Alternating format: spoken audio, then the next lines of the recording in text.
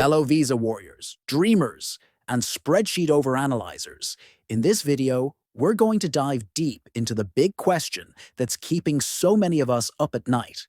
What's the latest deal with Australia's PR invitation cutoff points in 2025? Yeah, you know the ones.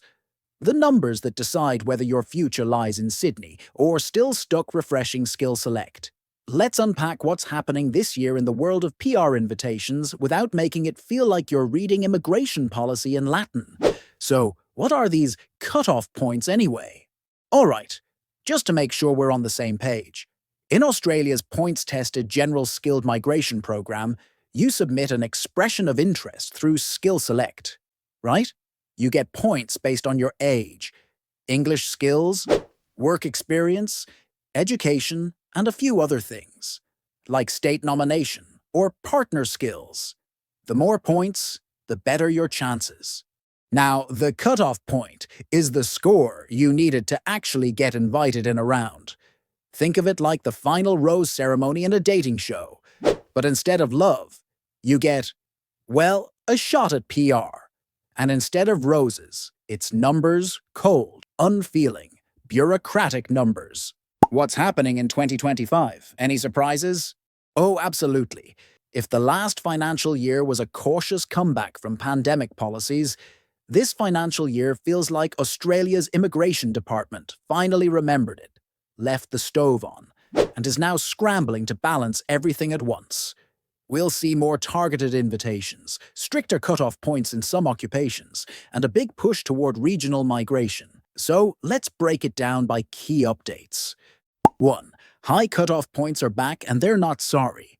If you were hoping to sneak in with 65 or 70 points for some occupations, I'm sorry, mate, but this financial year is not that kind of party. The invitations for subclass 189, we're talking 90 plus for many popular occupations. For pro-rata occupations like software engineers, accountants, or engineers, even higher.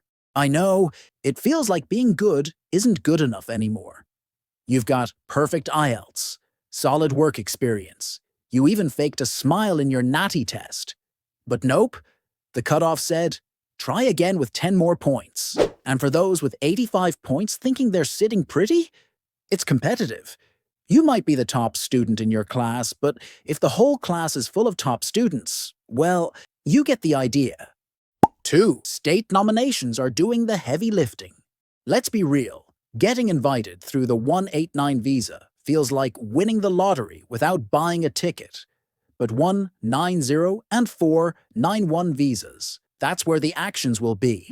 States are being pickier, yes, but they're also more open to folks who are already in the state, having qualification for in-demand jobs, and contributing to the local economy.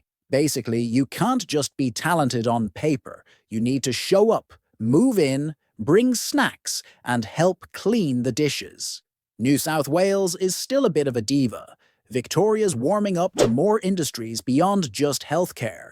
And Queensland. Queensland is like that friend who seems chill but suddenly ghosted your EOI for no reason. Classic. But Western Australia and South Australia, those states are the unsung heroes.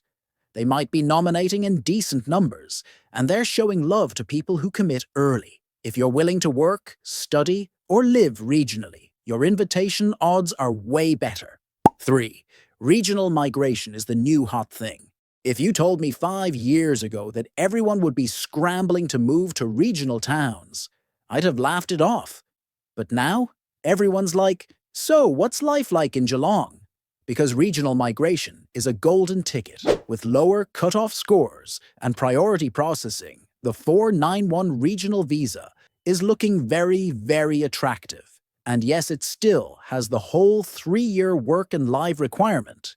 But come on, if it gets you a path to PR, it's worth the wait. Plus, some regions are offering faster nomination processing if you're already living and working there. It's basically like skipping the line at a concert because you showed up early and helped set up the speakers.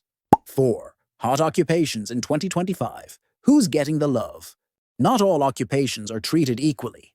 In 2025, we're seeing a lot of affection for healthcare professionals, teachers, engineers, and IT specialists, but with a twist. For example, nurses and aged care workers are still being hunted like rare Pokemon. Secondary teachers in science and math are gold, and civil engineers and construction managers are finally getting attention. Also, IT roles? Still popular, but now with a side of show us some real work experience in Australia, please. So, if you're in marketing or HR and hoping for a 189 with 75 points, oof, it's not impossible, but it's kind of like trying to get into an exclusive club wearing Crocs. 5. Partner skills and a NAATI are game changers. Listen, if you're just short on points, don't sleep on the extras. NAATI, that's 5 points. Partner skills, another 5. Professional year, you guessed it, 5 more. And trust me, those little bits matter now more than ever. I've seen folks bump their score from 85 to 95 just by maximizing every possible point category. It's like building a Lego tower. Every little brick counts. 6. Don't ignore the processing times or the waiting game. Okay, so you finally get invited. Congrats, but don't pop the champagne just yet. Processing times have improved slightly in 2025, but they're still inconsistent. Some 189s are done in 3 months, others in 10. 491 visas are faster if you're regional, slower if you're applying offshore. The key is apply correctly, triple-check everything, and stay patient. Also, don't freak out if your friend got their grant before you even got a case officer contact. So, what's the strategy in 2025? If I had to summarize it in one sentence, don't just aim high.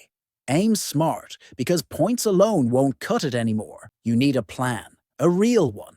Think beyond just EOI submission. Are you willing to live regionally? Can you improve your English score? Will your partner retake PTE for those 5 magical points? Could you do a professional year? Also, is there a state where your occupation is in demand and you can actually move there? This isn't just about being qualified. It's about being strategic, flexible, and, dare I say, persistent. So where does that leave us in 2025? Well, yes, it's harder than it used to be, but it's not impossible.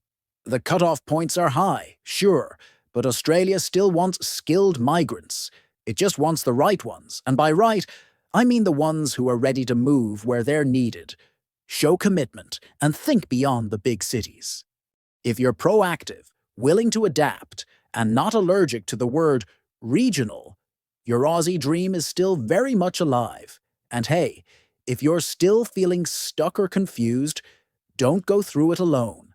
Talk to a migration agent, check the latest occupation lists, and keep an eye on those skill select rounds. That's a wrap on the Australia PR cutoff points in 2025. If you've made it this far, I hope you're walking away with more clarity and a few chuckles. Remember, it's not just about numbers. It's about your strategy, your timing, and your persistence. So take a deep breath, sharpen that EOI, and keep chasing the dream. We're all in this together, and one way or another, we're going to get there. If you found this helpful, give it a like, maybe subscribe, or share it with that friend who keeps asking you, "Bro, how many points do I need now?" Catch you in the next one.